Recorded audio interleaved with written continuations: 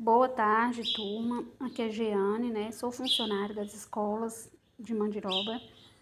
Fui escalada para estar enviando as atividades para vocês de ciências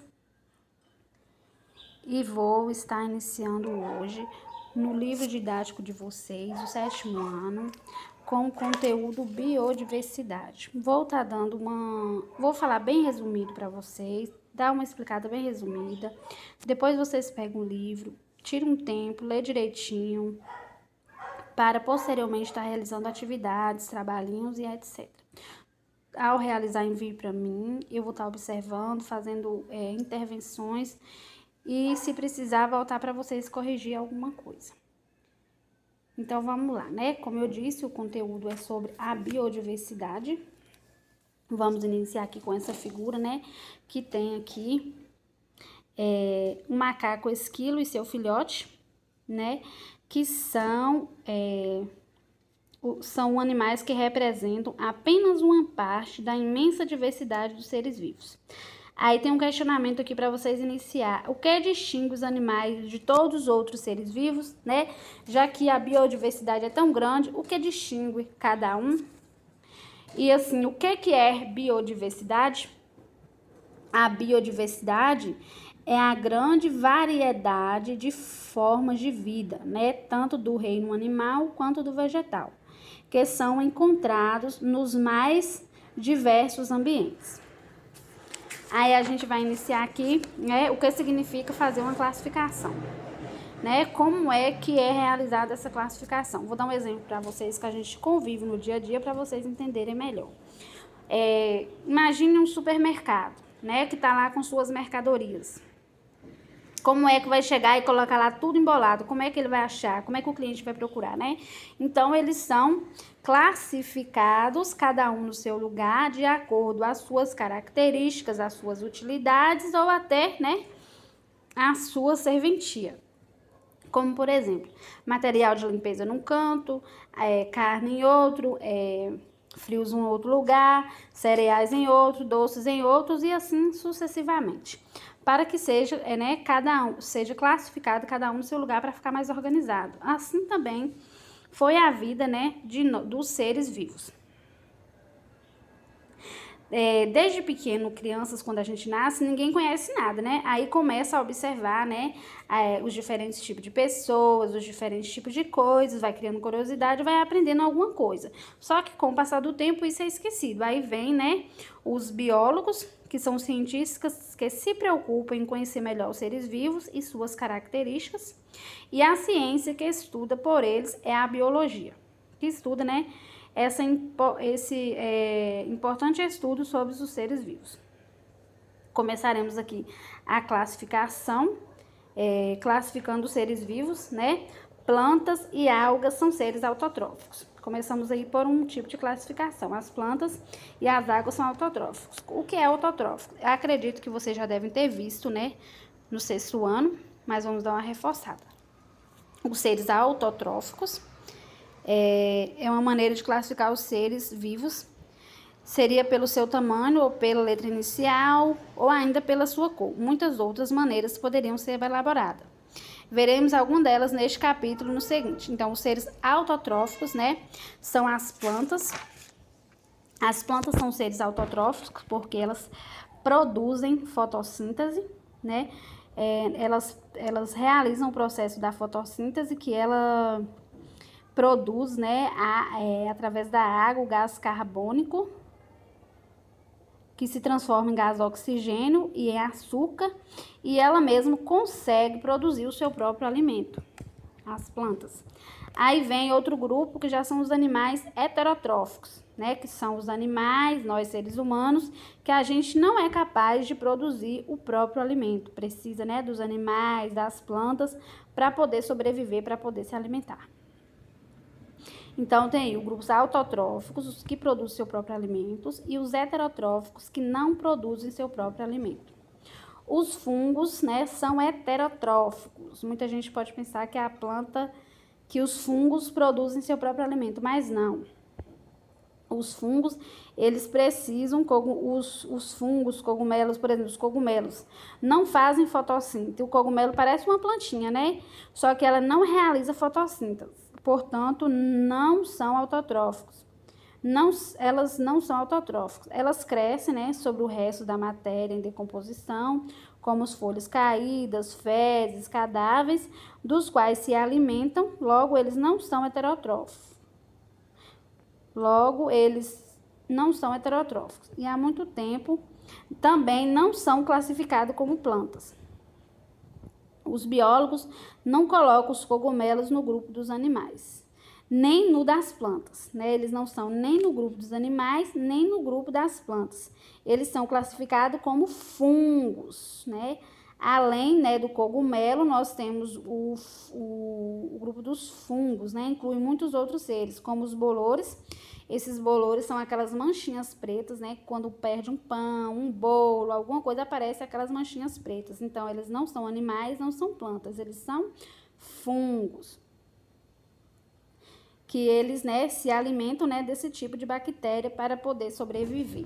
Aqui nós temos essa tabelinha para vocês olharem, vocês sempre prestam mais atenção, né, o que são seres vivos aqui, né? Os animais são seres vivos, as plantas são seres vivos e os fungos são seres vivos, entre outros.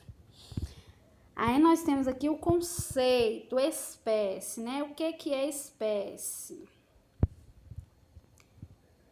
Por exemplo, cada coisa se origina da sua espécie. Por exemplo, se você planta um pé de tomate, você não vai colher alface, você vai colher tomate, né?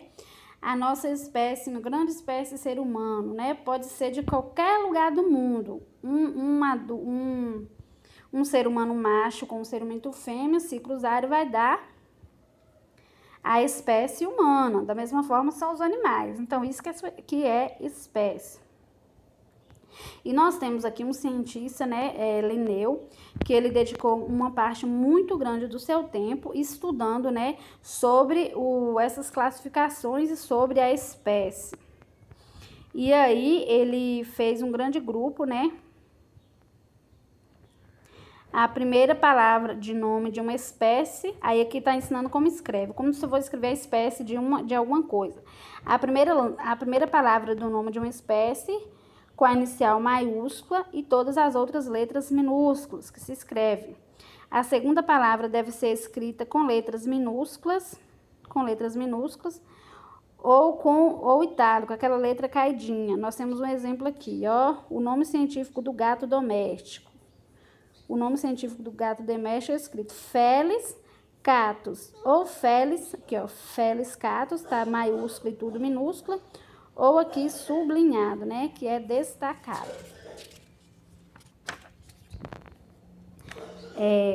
Como eu falei lá, né, ele dividiu a espécie em dois grandes grupos, né, colocou aqui o gênero, para poder estar separando melhor. Por exemplo, um ser vivo pode ser da mesma espécie, mas não está caracterizado no mesmo gênero. Linneu reuniu a espécie que tinha muitas semelhanças em um grupo maior, chamado gênero. Assim, por exemplo, a onça pintada, o leão, o tigre, o leopardo pertencem ao mesmo gênero, o gênero Panthera.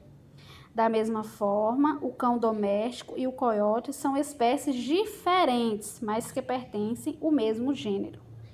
No nome de uma espécie, a primeira palavra indica o gênero e as duas palavras juntas indicam espécie. Então, aí, a primeira palavra aqui, deixa eu procurar um exemplo. Aqui, a primeira palavra aqui indica o gênero e as duas juntas indica a espécie. Então, se vir só catus aqui vai indicar a espécie? Não. Ela tem que vir junto com o gênero para indicar o gênero e a espécie. Certinho? Aí vocês vão sempre observando, né, as figuras, esses comentários que vem no livro, para vocês entenderem melhor. Diferenças individuais em uma espécie, né? Podemos usar esse exemplo bem claro, aqui tem uma figura, como nós seres humanos, nós somos da mesma espécie. porém temos características diferentes, né? Olha aí no quadrozinho as diferenças das pessoas. Nós somos da mesma espécie, mas temos características e hábitos bem diferentes. Aqui também na casa de vocês dão uma observada, né? Tá dando uma explicada aqui sobre a categoria de classificação dos seres vivos, né? Família, gênero, do que eu falei aqui atrás. A biodiversidade, né? Foi como a gente já falou bem. Você já tinha ouvido falar em biodiversidade? Bem provável que sim, né? Pois essa palavra vem sendo cada vez mais usada. Mas o que ela significa? Foi o que eu já falei lá atrás, né? Não vou estar repetindo aqui, qualquer coisa vocês vão dando uma lida. O que significa biodiversidade para vocês aprenderem melhor.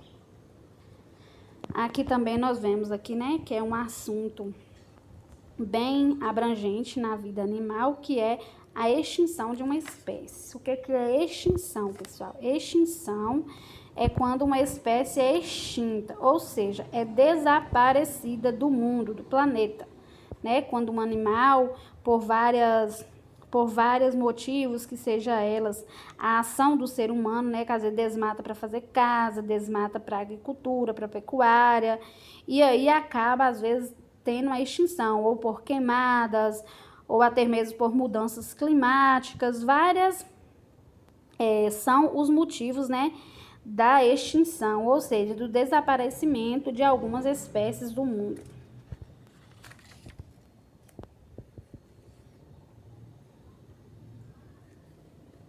Aqui vem falando um pouquinho sobre as células, né?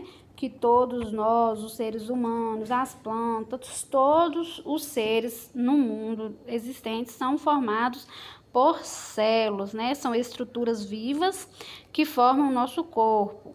E essas células, né? Elas são diferentes de tamanho, de formato, de acordo com a capacidade de cada um.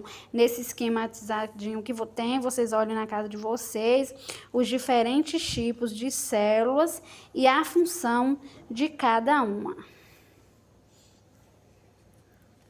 Aqui vem, né? Aí vem explicando sobre a membrana plasmática, o núcleo, citoplasma, ribossomos, retículo endoplasmático, lisossomo, mitocondria e complexos Golgi. Vocês leiam bastante na casa de vocês. Se eu for ler tudo que vai ficar cansativo, leiam direitinho, depois a gente vai estar estudando, né? Passando o trabalhinho por partes para vocês entenderem melhor, certo? Aqui também tem recordando pluricelulares e unicelulares, né? São os tipos de células, né? As pluricelulares são os seres formados por várias células. Um exemplo somos nós, seres humanos, animais, as plantas. São seres pluricelulares por serem formados por muitas células. E nós temos, né, as células unicelulares, que são chamadas também de micro-organismos ou micróbios, isto é, são os organismos muito pequenos, visíveis apenas com auxílio de um microscópio.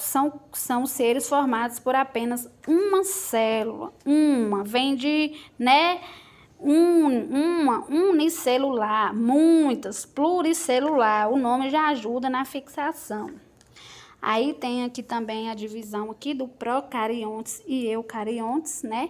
Que são dois grupos também que foram separados, né? Quando foram estudar as células, viu a necessidade de estar separando esses dois grupos das células, o procariotos e o eucariotos.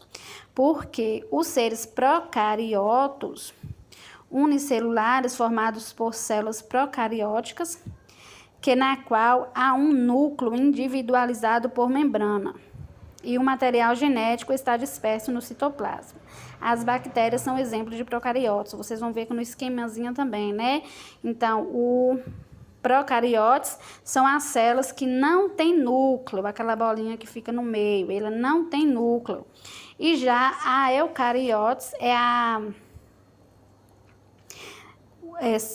são seres, né, dotadas que têm o núcleo em sua formação.